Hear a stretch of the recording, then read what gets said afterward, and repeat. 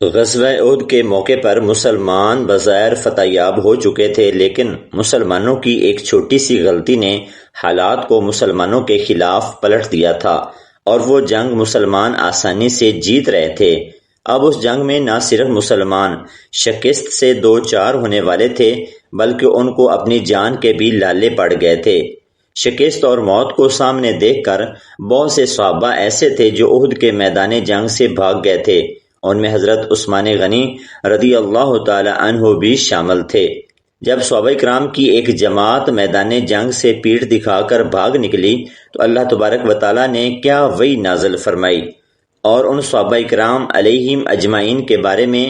کیا حکم باری تعالیٰ نازل ہوا۔ محترم ساتھیو، اس نازک موڑ پر صحابہ کرام مختلف گروہوں میں بٹ گئے تھے۔ کوئی صحابہ ایسے تھے جو کہ میدان جنگ سے فرار ہو کر سیدھے شہر کی جانب پہنچ گئے تھے، اور کوئی صحابہ ایسے تھے جو کہ آس پاس کی پہاڑیوں میں چھپ گئے تھے، اور جیسے ہی کفار حملہ آور وہاں سے چلے گئے تو وہ واپس آپ صلی اللہ علیہ وآلہ وسلم کے پاس آ گئے تھے۔ اور کوئی صحابہ ایسے تھے جو نبی کریم صلی اللہ علیہ وآلہ وسلم کی ذات اقدس کے ارد گرد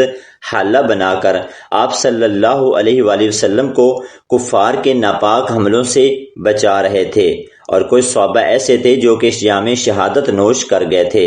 محترم ساتھیو، مسلمانوں کی یہ فتح شکست میں کیوں بدلی؟ نبی کریم صلی اللہ علیہ وآلہ وسلم نے جنگ احد میں ایک پہاڑی پر چند تیر اندازوں کو مقرر فرمایا اور انہیں نصیحت کی کہ اگر تم دیکھو کہ ہم جنگ جیت چکے ہیں اور مال غنیمت اکٹھا کر رہے ہیں، تم تب بھی اپنی جگہ سے مت ہلنا، اور اگر تم دیکھو کہ ہمیں شکست ہو گئی ہے اور ہمیں چیل کوے نوچ رہے ہیں تو پھر بھی تم اپنی جگہ کو نہ چھوڑنا۔ لیکن جب مسلمان جنگ میں فتح یاب ہونے لگے تو پہاڑی پر معمور ان صحابہ کرام نے آپ صلی اللہ علیہ وآلہ وسلم کی نصیحت کو فراموش کیا اور اپنے آپ کو فتح یاب سمجھتے ہوئے اس پہاڑی درے کو چھوڑ دیا اور میدان جنگ میں آ کر مشرکین کا مال غنیمت لوٹنے لگے۔ لیکن جب مشرکین نے دیکھا کہ پہاڑی درہ خالی ہو چکا ہے تو انہوں نے عقب سے مسلمانوں پر اسی پہاڑی درے سے حملہ کر دیا، اور اس اچانک حملے سے مسلمان بکھلا گئے، جس کے بعد یہ صورتحال پیدا ہوئی کہ نبی صلی اللہ علیہ وآلہ وسلم کی ذات اقدس پر بھی حملے ہونے لگے، جسے آپ صلی اللہ علیہ وآلہ وسلم کی حفاظت کرتے ہوئے بہت سے صحابہ کرام بھی شہید ہوئے، اور اسی حملے میں آپ صلی اللہ علیہ وآلہ وسلم کے دندان مبارک بھی شہید ہو گئے تھے۔ حضرت عثمان غنی رضی اللہ تعالی عنہ معاویہ بن ابی سفیان کے خاندان بنو امیہ سے تعلق رکھتے تھے۔ حضرت عثمان غنی رضی اللہ تعالی عنہ کی شہادت کے پیچھے کار فرما عوامل میں معاویہ بن ابی سفیان کو بھی مورد الزام ٹھہرایا جاتا ہے، کیونکہ حضرت عثمان غنی رضی اللہ تعالی عنہ نے معاصرین کے شر سے خود کو بچانے کے لیے معاویہ بن ابی سفیان کو بھی خط لکھا تھا اور قاصد بھیجے تھے۔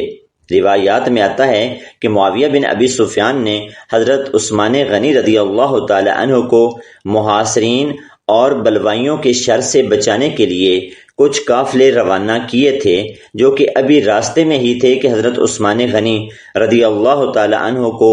شہید کر دیا گیا۔ لیکن کچھ راوی یہ بھی روایات بیان کرتے ہیں کہ حضرت معاویہ بن ابی سفیان نے حضرت عثمان غنی کو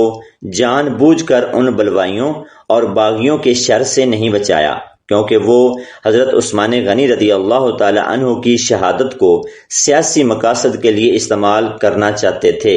اور پھر تاریخ کی کتابیں گواہ ہیں کہ حضرت عثمان غنی رضی اللہ تعالی عنہ کی شہادت کو جواز بنا کر معاویہ بن ابی سفیان حضرت علی رضی اللہ تعالی عنہ کے ساتھ جو کیا وہ تاریخ کا حصہ ہے۔ صحیح بخاری میں ایک روایت ہے کہ ایک شخص حضرت عبداللہ بن عمر رضی اللہ تعالی عنہ کے پاس حاضر ہوا اور پوچھنے لگا کہ میں نے سنا ہے کہ امیر المومنین حضرت عثمان غنی غزوہ احد والے دن مدینہ چلے آئے تھے اور جنگ میں موجود نہ تھے، یا جنگ سے راہ فرار اختیار کر چکے تھے۔ ابن عمر رضی اللہ تعالی عنہ نے ارشاد فرمایا، پھر وہ شخص کہنے لگا میں نے یہ بھی سنا ہے کہ حضرت عثمان بن عفان غزوہ بدر سے بھی غائب تھے اور غزوہ میں موجود نہ تھے۔ ابن عمر نے جواب دیا، ہاں پھر اس نے کہا کہ آپ کو یہ بھی پتہ ہے کہ وہ بیت رضوان میں بھی پیچھے رہ گئے تھے اور وہاں بھی موجود نہ تھے؟ ابن عمر نے فرمایا ہاں۔ یہ تینوں جواب ہاں میں سنتے ہی اس شخص نے تکبیر بلند کی، کیونکہ تاریخ اسلام میں یہ تینوں مواقع بہت ہی اہمیت کے حامل ہیں اور ان میں شرکت کرنے والوں اور نہ کرنے والوں کو برابر قرار نہیں دیا جا سکتا۔ اس شخص نے حضرت عثمان غنی رضی اللہ تعالی عنہ کی ذات اقدس پر کیچڑ اچھالنے اور اعتراض اٹھانے کی کوشش کی تھی، لیکن حضرت عبداللہ بن عمر رضی اللہ تعالی عنہ نے اس شخص کو روک لیا اور فرمایا کیا تجھے میں وہ بات بتاؤں جو تم پوچھنا چاہتے ہو؟ اصل بات یہ ہے کہ جنگ احد کے دن حضرت عثمان غنی رضی اللہ تعالی عنہ مدینہ آ گئے تھے، تو میں گواہی دیتا ہوں کہ اللہ تبارک و تعالیٰ نے انہیں اس پر معاف فرما دیا تھا، اور اس کی واضح دلیل قرآن مجید کی وہ مقدس آیات کریمہ ہیں جن میں اللہ تبارک و تعالیٰ نے جنگ احد میں پیٹھ دکھا کر بھاگ جانے والے تمام صحابہ کرام کو معاف فرما دیا تھا، اور حضرت عثمان بن عفان رضی اللہ تعالی عنہ غزوہ احد میں شریک ضرور ہوئے تھے، مگر جب تیر اندازوں نے اپنی جگہ چھوڑی اور آپ صلی اللہ علیہ وآلہ وسلم کی نصیحت کو بھول گئے اور اپنے مقام سے ہٹ گئے تو کفار نے وہاں مسلمانوں پر حملہ کر دیا،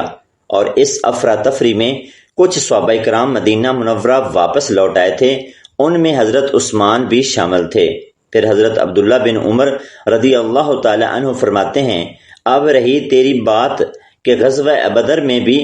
حضرت عثمان موجود نہ تھے، تو اس کی وجہ آپ کی زوجہ محترمہ تھی جو کہ نبی کریم صلی اللہ علیہ وآلہ وسلم کی صاحبزادی تھی، تو آپ صلی اللہ علیہ وآلہ وسلم نے حضرت عثمان بن عفان کو ان کی تیمارداری کے لیے روک دیا تھا اور فرمایا تھا کہ اے عثمان تم اپنی زوجہ کی تیمارداری کے لیے رک جاؤ، تمہارا ثواب اتنا ہی ہے جتنا کہ بدر میں حاضر ہونے والے باقی صحابہ کا ہے۔ اور پھر یہی نہیں بلکہ آپ صلی اللہ علیہ وآلہ وسلم نے حضرت عثمان غنی رضی اللہ تعالی عنہ کو مال غنیمت میں بھی تمام صحابہ کرام کے برابر حصہ عطا فرمایا تھا۔ اور پھر رہی بات تیری بیت رضوان کی، تو نبی صلی اللہ علیہ وآلہ وسلم نے آپ کو اہل مکہ کی طرف بھیجا تھا تاکہ وہ مکہ مکرمہ جا کر اہل مکہ کو بتائیں کہ نبی صلی اللہ علیہ وآلہ وسلم عمرہ ادا کرنے کے لیے تشریف لائے ہیں، نہ کہ جنگ کے ارادے سے۔ تو ابن عمر فرماتے ہیں کہ اگر آپ صلی اللہ علیہ وآلہ وسلم کے نزدیک کوئی اور زیادہ عزیز ہوتا تو آپ اس کو روانہ فرماتے، لیکن آپ نے حضرت عثمان کا انتخاب فرمایا اور انہیں اس مقصد کے لیے روانہ کیا۔ لیکن جب حضرت عثمان غنی مکہ روانہ ہو گئے تو اس کے بعد بیت رضوان کا واقعہ ہوا۔ پھر جب بیت رضوان کا وقت آیا اور حضرت عثمان وہاں موجود نہ تھے تو آپ صلی اللہ علیہ وآلہ وسلم نے اپنا داہنا دست اقدس اپنے بہنے ہاتھ پر رکھا اور فرمایا تھا کہ یہ عثمان کا ہاتھ ہے، یعنی حضرت عثمان غنی رضی اللہ تعالی عنہ بھی بیت رضوان میں شامل تھے۔ اور یہ آپ کو اعزاز حاصل ہوا کہ نبی صلی اللہ علیہ وآلہ وسلم نے اپنے دست مبارک کو حضرت عثمان کا ہاتھ قرار دیا تھا۔ اس کے بعد حضرت ابن عمر رضی اللہ تعالی عنہ نے اس شخص سے فرمایا کہ اس علم کو اپنے حال کے ساتھ شامل کر دے۔ محترم ساتھیو، حضرت عثمان غنی رضی اللہ تعالی عنہ کا صحابہ کرام میں ایک منفرد اور مختلف مقام تھا جس تک کوئی بھی نہ پہنچ سکا۔ آپ صلی اللہ علیہ وآلہ وسلم نے بہت سے مقامات پر حضرت عثمان غنی رضی اللہ تعالی عنہ کو جنت کی بشارت دی۔ جب مسلمانوں کو مدینہ منورہ میں ایک کنویں کی ضرورت تھی جس سے وہ پانی کی ضروریات پوری کر سکیں، تو آپ صلی اللہ علیہ وآلہ وسلم نے ارشاد فرمایا تھا کہ جو شخص کنواں خرید کر مسلمانوں کے لیے وقف کرے گا اللہ تعالیٰ اس کو جنت میں جگہ دے گا، اور میں محمد صلی اللہ علیہ وآلہ وسلم اس کو اس کی زندگی میں ہی جنت کی بشارت دیتا ہوں۔ تو حضرت عثمان غنی رضی اللہ تعالی عنہ ہی وہ شخص تھے جنہوں نے اس کنویں کو خرید کر آپ صلی اللہ علیہ وآلہ وسلم کے حوالے کر دیا تھا۔ اس کے علاوہ بھی نبی کریم صلی اللہ علیہ وآلہ وسلم نے حضرت عثمان غنی کو عشرہ مبشرہ صحابہ کرام میں شمار فرمایا تھا۔ یعنی وہ صحابہ کرام جن کو آپ صلی اللہ علیہ وآلہ وسلم نے ان کی زندگی میں ہی جنت کی بشارت دے دی تھی۔ پھر آپ صلی اللہ علیہ وآلہ وسلم نے یکے بعد دیگرے اپنی 2 صاحبزادیاں حضرت عثمان غنی رضی اللہ تعالی عنہ کے نکاح میں دی تھی، جس کی وجہ سے آپ کو ذی النورین یعنی 2 نور والا بھی کہا جاتا ہے۔